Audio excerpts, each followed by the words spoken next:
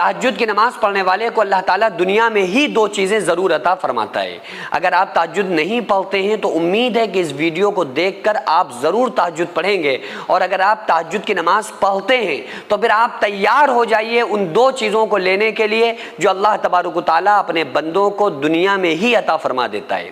آخرت میں تو بہت ساری فضیلتیں، بہت ساری نیکیاں، بہت سارے فضائل ہیں تہجد کی نماز کے جو اللہ تبارک و تعالیٰ بندوں کو انعامات عطا فرمائے گا،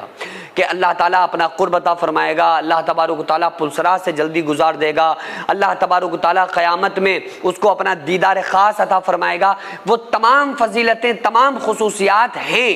لیکن دنیا میں جن چیزوں کے لیے بندہ پریشان رہتا ہے وہ دنیا میں بھی چیزیں ملتی ہیں، لیکن افسوس کہ ہمیں پتہ نہیں ہے، جن لوگوں کو پتہ ہے وہ اس کو پڑھتے نہیں ہیں، تو اس لیے بڑے مسئلے آپ کے حل ہو سکتے ہیں صرف تہجد کی نماز پڑھنے سے۔ پہلی چیز تو یہ ہے کہ جب کوئی بندہ تہجد کی نماز پڑھتا ہے اور اللہ تبارک و تعالیٰ کے سامنے آتا ہے تو اللہ تبارک و تعالیٰ اس بندے کو مانگنے سے پہلے ہی اس کے بارے میں فیصلہ فرما دیتا ہے کہ جو کچھ یہ بندہ طلب کر رہا ہے، جو کچھ یہ مانگ رہا ہے، جو کچھ اس کی منشا ہے، جو کچھ میرا بندہ چاہتا ہے، جس چیز کی بھی میرے بندے کو ریکوائرمنٹ ہے وہ اس کو عطا کر دیا جائے۔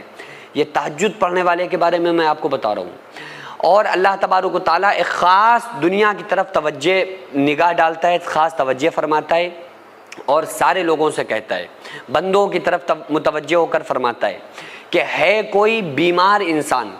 جو شفا چاہتا ہو اور اسے شفا نہ مل رہی ہو، اور وہ یہ چاہتا ہو کہ اسے شفا ملے، تو آئے میرے سامنے کھڑا ہو، میرے سامنے سر جھکائے یعنی تہجد پڑھے، میں اس کو شفا عطا کر دوں۔ ہے کوئی ایسا بے اولاد جس کو اولاد نہ ہوتی ہو، تو آئے میرے سامنے اپنے رب سے سوال کرے، اپنے آقا سے سوال کرے، اس سے سوال کرے جس نے اس کو بنایا ہے، اس سے سوال کرے جس نے اس کے دماغ کو بنایا ہے، جس سے وہ سوچ رہا ہے، آئے مجھ سے سوال کرے، میں اس کو اولاد عطا کر دوں۔ ہے کوئی ایسا شخص جس کی کوئی دعا قبول نہیں ہو رہی ہے، میرے سامنے آ کر اپنے رب سے مانگے، میں اس کی دعاؤں کو قبول کرنے والا ہوں۔ تو جب کوئی بندہ اپنے بستر کو چھوڑتا ہے اور اللہ کے سامنے آ کر تہجد میں کھڑا ہوتا ہے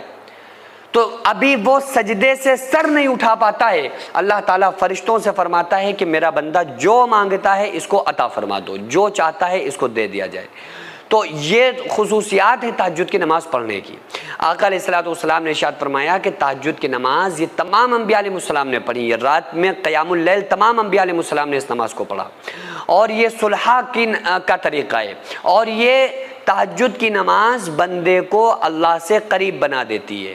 بندے کو معرفت اور نورانیت اور روحانیت جیسی چیزوں کو عطا ہو جاتی ہیں، اس کو مل جاتی ہیں، یعنی وہ نورانیت اور روحانیت کو بھی سمجھ لیتا ہے، اور اس مقام اور درجے پر وہ بندہ فائز ہو جاتا ہے۔